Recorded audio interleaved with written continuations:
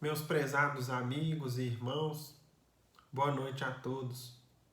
Que a paz do Cristo seja conosco, que o Mestre Divino leve a cada um dos amigos que nos escutam nessa hora bênçãos de paz, de alegria, de muita saúde, que o lar de todos receba a visita de nosso Mestre querido por meio dos benfeitores que estão sempre aí nos ajudando, nos protegendo e nos inspirando. Meus amigos, hoje nós vamos dar continuidade fazendo a segunda parte do estudo.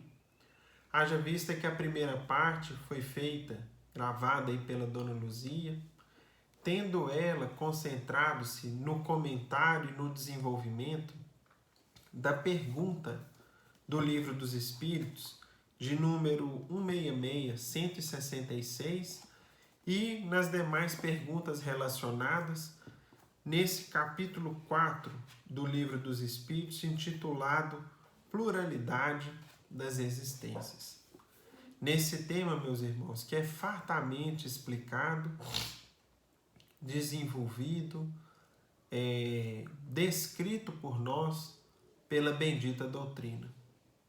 Entretanto, conforme nós vamos ver na nossa leitura do Evangelho, Jesus não deixou de abordar, de ensinar a respeito das vidas sucessivas, da pluralidade das existências, da anterioridade da alma e das vidas futuras que nos aguardam. Entretanto, ele o fez de forma limitada, parcial, devido, conforme nós vamos observar, à limitação de entendimento, de compreensão das pessoas à época. Essa limitação que se existia à época, meus irmãos, tanto no aspecto intelectual, cultural, mesmo no que diz respeito à condição moral de entender verdades como essa, e que, de certa forma, marcava a grande maioria do povo à época do Cristo, é ilustrada para nós na passagem citada no nosso estudo de hoje, que é um trecho do Evangelho de João, em seu capítulo 3, nos versículos 1 a 12, na qual o apóstolo narra para nós uma visita recebida por Jesus da parte de um doutor da lei, ou seja, um dos membros mais destacados do povo judeu, um dos 70 membros do Sinédrio, que era o mais alto tribunal legislativo, judiciário, a mais alta assembleia legislativa, o mais alto tribunal judiciário, ao mesmo tempo o mais alto órgão de caráter religioso dentro do farisaísmo, dentro da tradição dos judeus. Um de seus membros, que destoava da maioria da conduta dos demais, certa vez procurou Jesus. E o texto bíblico nos traz da seguinte forma, texto esse que em seguida é explicado por Kardec e séculos mais tarde, por meio da obra do nosso querido e inesquecível Francisco Cândido Xavier, resgatou novamente esse diálogo, desenvolvendo, contextualizando e mais, trazendo ainda para nós a sequência do diálogo, pois que Jesus estava na companhia de dois apóstolos, que eram André e Tiago, e nós vamos ter no nosso estudo de hoje tanto o texto bíblico, os comentários básicos de Kardec, como também o contexto, a ampliação desse diálogo e das explicações do mestre trazidos no livro Boa Nova, conforme programação do nosso estudo de hoje. Então vamos lá. Ora, entre os fariseus havia um homem chamado Nicodemos, senador dos judeus, que veio à noite ter com Jesus e lhe disse, ou seja, o fato de ir à noite procurar o mestre, infelizmente era uma atitude de reserva, que melhor fosse que procurasse a luz do dia no meio do povo, para que as pessoas percebessem a sinceridade e propósitos que ele tinha. Mas enfim, Então ele procura o mestre e lhe diz: Mestre, sabemos que vieste da parte de Deus para nos instruir como um doutor, porquanto ninguém poderia fazer os milagres que fazes se Deus não estivesse com ele. Ou seja, então tudo o que o Cristo promovia, todas as ações do mestre, mostravam que ele tinha de fato uma missão divina consigo. E Nicodemos percebia isso claramente. Tanto é que já chegou abrindo seu coração, expondo isso com muita sinceridade para o Cristo.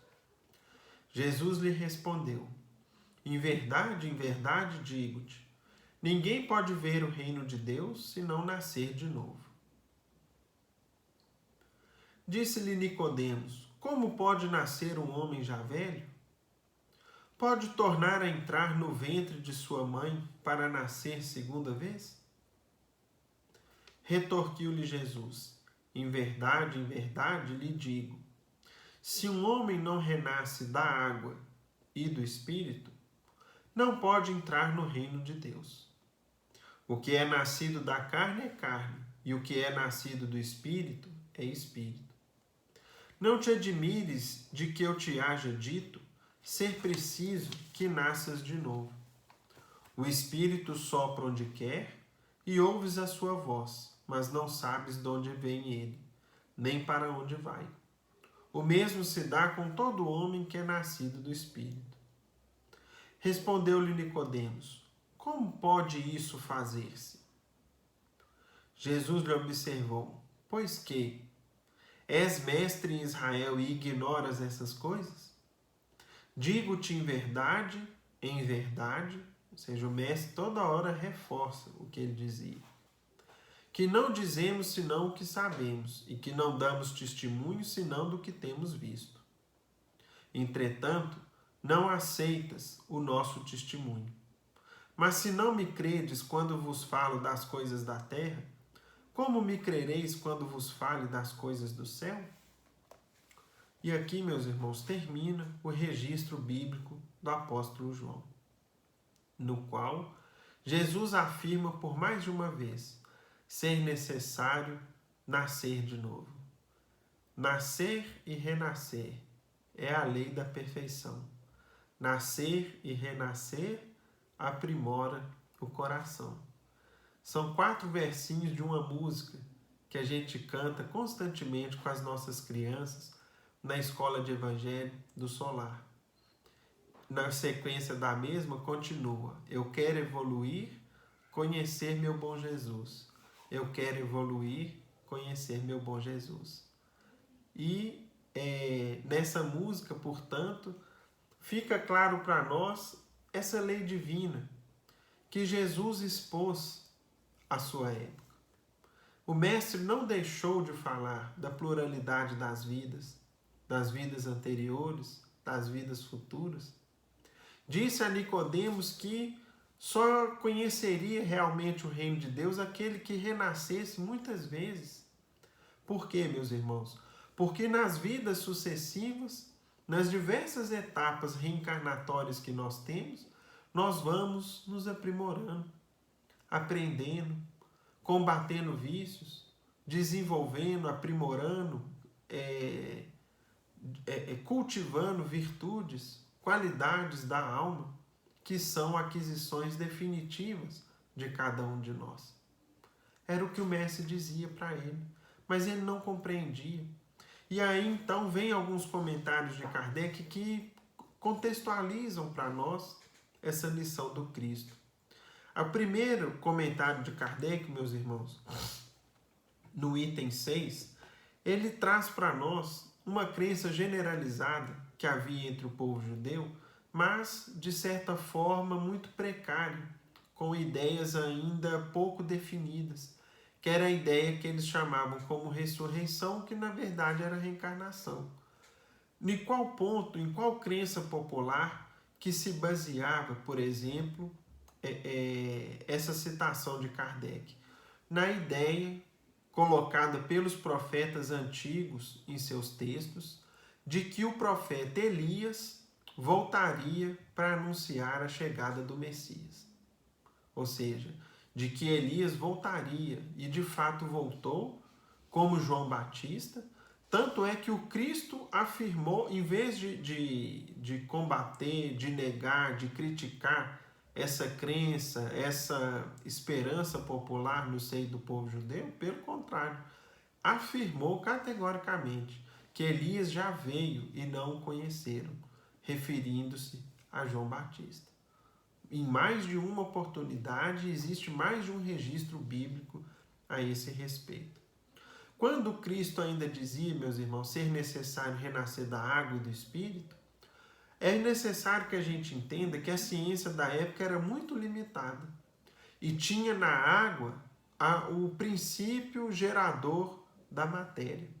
Ou seja, acreditava-se que da água derivavam todo o mundo material, toda criatura viva, tanto nas águas, na terra, no ar, né, na terra firme, ou mesmo nos ares, como é o caso dos passarinhos. Ou seja, hoje nós temos, por exemplo, nos estudos da química, a gente vê que o carbono é um átomo básico na formação das criaturas vivas, dos seres vivos. Para a época, a água era o elemento básico, o elemento material absoluto. E a partir dela, diferenciando-se, modificando-se, geraria-se todo o resto da matéria conhecida. Enfim, o que o Cristo dizia em renascer da água e do Espírito? Não era, meus irmãos, uma referência à necessidade do batismo, a criação de um ritual de batismo. Tanto é que na doutrina espírita nós nem temos esse hábito, nem temos esse ritual, essa prática exterior de fé. Os nossos filhos não são batizados. Por quê? Porque é desnecessário. A doutrina nos explica que o importante em relação às crianças, por exemplo, é que a gente as eduque, conceda-lhes bons exemplos, façamos por ela o melhor exemplo moral possível e tenhamos por objetivo fazê-los homens e mulheres de bem. Ao invés de formar doutores, homens ricos, mulheres bem-sucedidas, não. O nosso objetivo é formar nos filhos homens e mulheres de bem. E para isso, o batismo, mergulhar o filhinho na água, é algo desnecessário. Então, o que o Cristo dizia em renascer da água? Renascer da matéria. Ter uma nova matéria à sua disposição, ou seja, reencarnar. Voltar num novo corpo de carne. Era isso que o Mestre dizia. E que, no contexto da época, era como se ele dissesse para Nicodemos: olha, o homem tem que renascer da matéria, ou seja, ter uma nova matéria, um novo corpo à sua disposição, e renascer do Espírito. Em que sentido? Precisa mudar sua conduta, precisa modificar seu comportamento, combater os vícios e adquirir, desenvolver, aprimorar, cultivar as virtudes. Pois bem, meus irmãos, muitas outras explicações e comentários são trazidos pelo codificador, aqui nesse capítulo 4 do Evangelho segundo o Espiritismo, e que vale a pena ser lido e estudado. Inclusive as referências trazidas por Kardec, que dizem respeito a Elias e João Batista, como que tudo fica claro para nós. Mas hoje nós gostaríamos de dedicar um pouco mais do nosso tempo ao desenvolvimento, à recapitulação que esse diálogo recebeu na obra psicografada pelo Chico, de nome Boa Nova, ditada pelo Espírito Humberto de Campos, e que, em seu capítulo 14, tem o título, a lição intitulada A Lição a Nicodemos. Vamos lá. O primeiro ponto, Humberto de Campos vai trazer aqui para a gente o contexto da época. Em face dos novos ensinamentos de Jesus,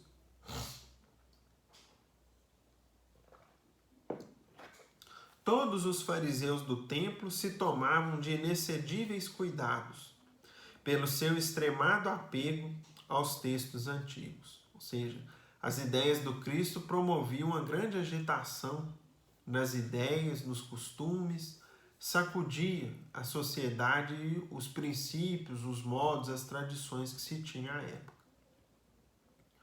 O mestre, porém, nunca perdeu o ensejo de esclarecer as situações mais difíceis com a luz da verdade, que a sua palavra divina trazia ao pensamento do mundo. Grande número de doutores não conseguia ocultar o seu descontentamento porque, não obstante suas atividades derrotistas, ou seja, eles tinham muitos de seus princípios, de seus costumes criticados abertamente por Jesus, combatidos pelo Mestre, e, portanto, de alguma forma, gostariam de calar as ideias de Jesus, calar as suas atividades, calar as suas pregações, mas o que contava a favor do Cristo? Continuavam as ações generosas de Jesus, beneficiando os aflitos e os sofredores. Era o que mais favorecia, era o que mais, de certa forma, falava a favor do Mestre. As suas ações, que eram constantes, de ajuda, de auxílio, de socorro, de cura. Discutiam-se os novos princípios no grande templo de Jerusalém, nas suas praças públicas e nas sinagogas. Os mais humildes e pobres viam no Mestre o emissário de Deus, cujas mãos repartiam em abundância os bens da paz e da consolação. As personalidades importantes o temiam. É que o profeta não se deixava seduzir pelas grandes promessas que lhe faziam com referência ao seu futuro material. Ou seja, um ou outro lhe prometia grandeza, lhe prometia um reino, lhe prometia isso ou aquilo ali era indiferente para o Cristo. Jamais temperava sua palavra de verdade com as conveniências do comodismo da época. Apesar de magnânimo para com todas as faltas alheias, combatia o mal com tão intenso ardor que para logo se fazia objeto de hostilidade para todas as intenções inconfessáveis. Ou seja, o Mestre combatia o mal, combatia o pecado, deixava claro os erros praticados à época, mas era cheio de misericórdia, de amor para com o pecador. Por quê? Porque o pecador se reforma, se refaz, muda de vida, transforma-se. Já o mal era necessário que ficasse claro o que era o certo e o que era o errado. Mormente em Jerusalém, que com o seu cosmopolitismo era um expressivo retrato do mundo, as ideias do Senhor acendiam as mais apaixonadas discussões. Ou seja, Jerusalém tinha gente de várias origens, de vários povos, de várias culturas, e, portanto, ali era um caldeirão cultural, religioso, onde as ideias eram muito debatidas, discutidas. Havia populares que se entregavam à apologia franca da doutrina do Cristo, servos que o sentiam com todo o calor do coração reconhecido, sacerdotes que o combatiam abertamente, convencionalistas que não o toleravam, indivíduos abastados que se insurgiam contra os seus ensinos. Então esse era o ambiente. Todavia, sem embargo das dissensões naturais que precedem o estabelecimento definitivo das ideias novas, ou seja, sempre que ideias novas surgem, provoca essa agitação popular, esse clima, às vezes, de tensão social, alguns espíritos acompanhavam o Messias, tomados de vivo interesse pelos seus elevados princípios. Entre estes, figurava Nicodemos, fariseu notável pelo coração bem formado e pelos dotes de inteligência. Assim, uma noite, ao cabo de grandes preocupações e longos raciocínios, procurou a Jesus em particular, seduzido pela magnanimidade de suas ações e pela grandeza de sua doutrina salvadora. O Messias estava acompanhado apenas de 2 dos seus discípulos e recebeu a visita com a sua bondade costumeira. Após a saudação habitual, E revelando as suas ânsias de conhecimento, depois de grandes meditações, Nicodemos dirigiu-se-lhe a palavra respeitoso. Então, meus irmãos, é muito importante que a gente veja o contexto da narrativa de Humberto de Campos, nos mostrando, conforme a descrição feita, que Nicodemos não procurava como a maioria dos doutores da lei o procuravam. Com o quê? Com a intenção de o tentar, de colocar Jesus em contradição, de testar-lhe os dotes, os dons divinos, de jogá-lo contra o povo, nada disso, né? Por exemplo, quando alguns fariseus procuraram Jesus, é-nos lícito ou não pagar os impostos para Roma? Foi quando Jesus pediu a eles, pega aí a moeda. De quem é esse rosto aqui na moeda? É de César. Então dai a César o que é de César e a Deus o que é de Deus. Ou seja, na maioria das vezes, os fariseus, os doutores, procuravam Cristo com essa intenção de jogá-lo contra o povo ou de jogá-lo contra os romanos, de colocá-lo numa situação difícil. Essa não foi a intenção de Nicodemos. Coração generoso, procurava o Cristo, consciente da grandeza do Mestre, conforme as ações que ele praticava, conforme a vida, conforme os exemplos que ele dava, e até mesmo seduzido, maravilhado pelas lições que o Cristo trazia, o procurou depois de muito meditar, de muito pensar, para que Jesus o esclarecesse. Ou seja, não procurou com uma atitude de grandeza, mas humildemente para perguntar-lhe o caminho do reino de Deus. Mestre, bem sabemos que vindes de Deus, pois somente com a luz da assistência divina poderíeis realizar o que tens efetuado, mostrando o sinal do céu em vossas mãos. Tenho empregado a minha existência em interpretar a lei, mas desejava receber a vossa palavra sobre os recursos de que deverei lançar mão para conhecer o reino de Deus. Ou seja, ele vivia interpretando a lei na condição de um rabino, de um doutor da lei, mas gostaria de conhecer o reino de Deus. Jesus sorriu bondosamente e esclareceu. Primeiro que tudo, Nicodemos, não basta que tenhas vivido a interpretar a lei. Antes de raciocinar sobre as suas disposições, deverias ter sentido os textos. E isso serve para a nossa atualidade espírita cristã.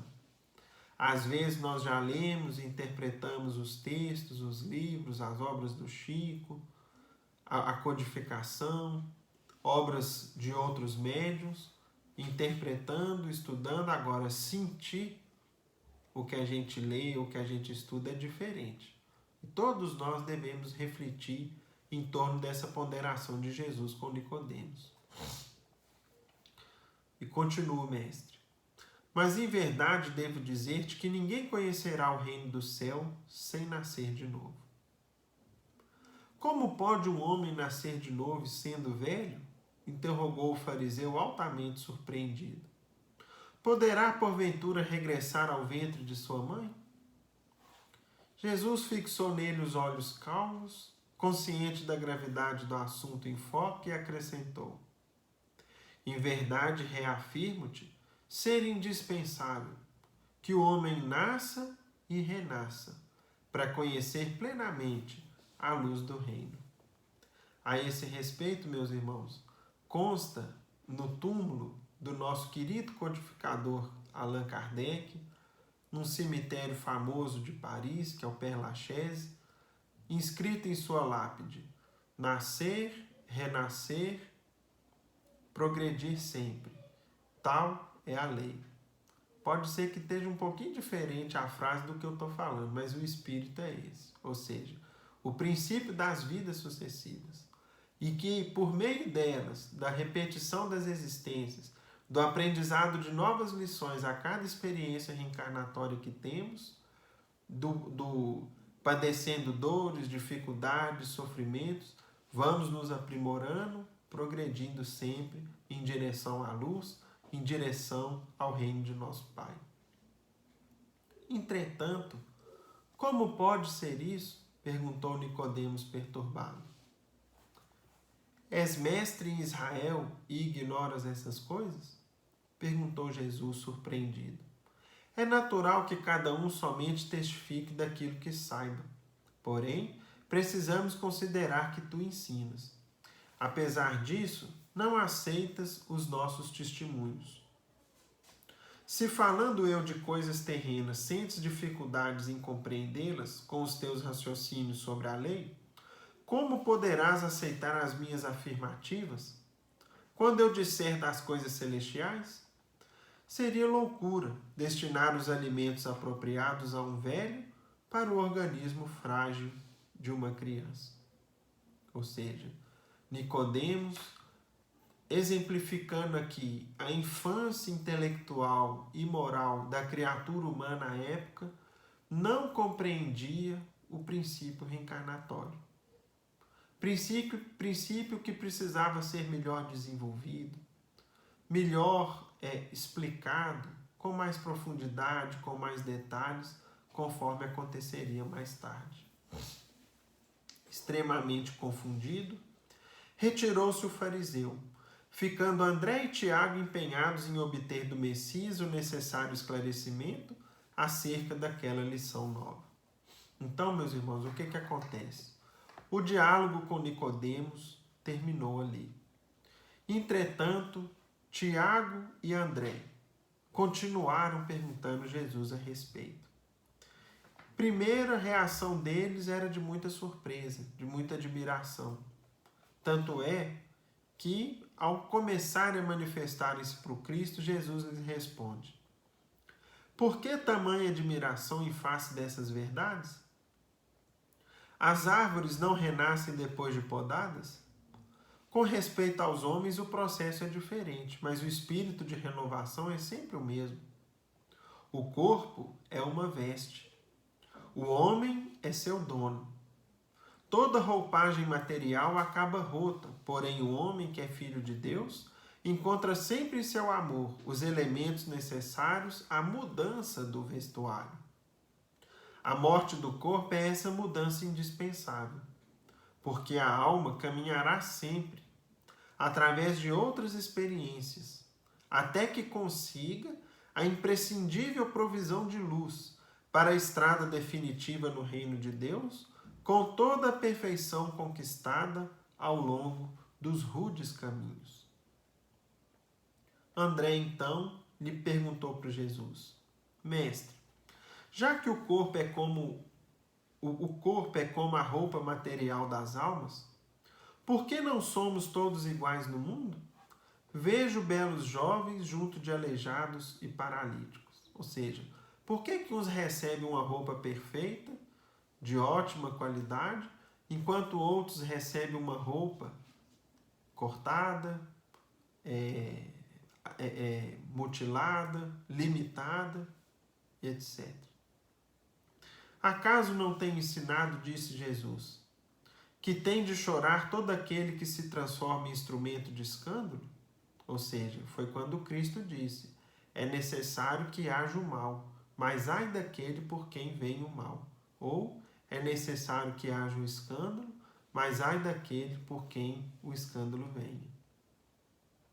Cada alma conduz consigo mesmo o inferno ou o céu que edificou dentro da consciência.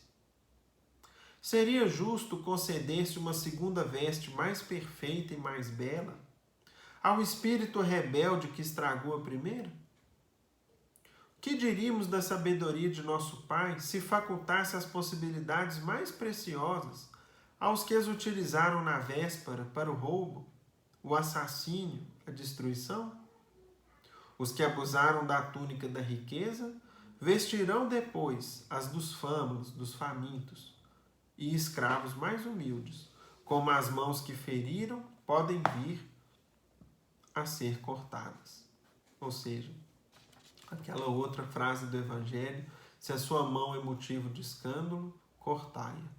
Isso acaba acontecendo naturalmente dentro do processo reencarnatório de todos nós.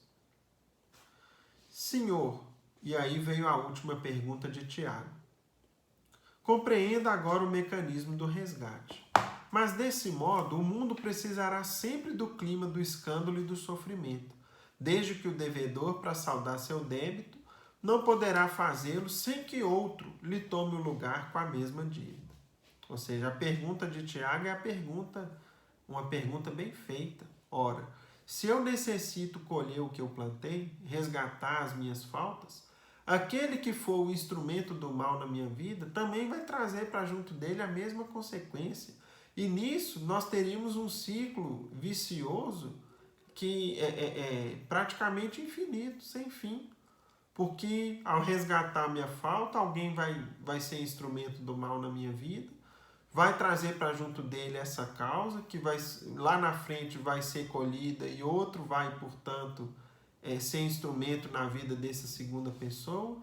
E assim, quando que terminaria?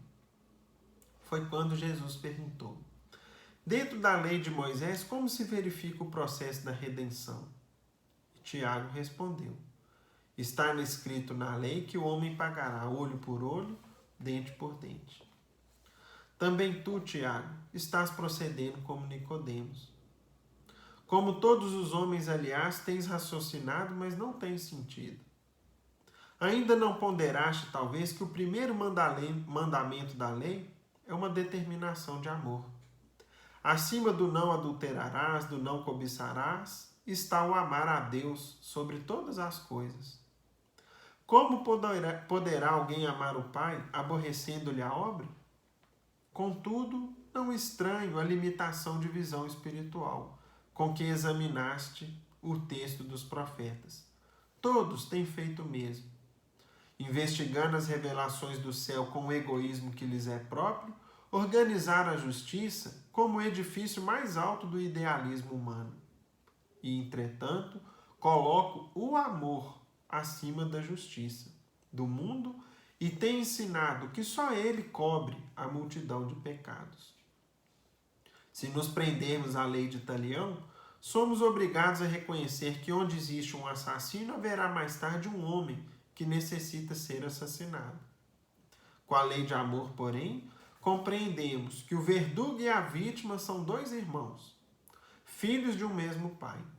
Basta que ambos sintam isso para que a fraternidade divina afaste os fantasmas do escândalo e do sofrimento. Ou seja, meus irmãos, por meio do amor, do perdão, do esquecimento das ofensas, nós quebramos esse ciclo de mal, de colheita do mal lá na frente, e aquele que provoca o escândalo lá depois vai ter que colher novamente. Enfim, por meio da lei de amor, nós temos como cobrir a multidão de pecados, interromper esses processos de resgate e construir a verdadeira fraternidade que o Mestre espera implantar na terra. E aí, meus irmãos, finalmente André e Tiago pediram a Jesus que explicasse aquilo no povo no dia seguinte, porque eles estavam maravilhados.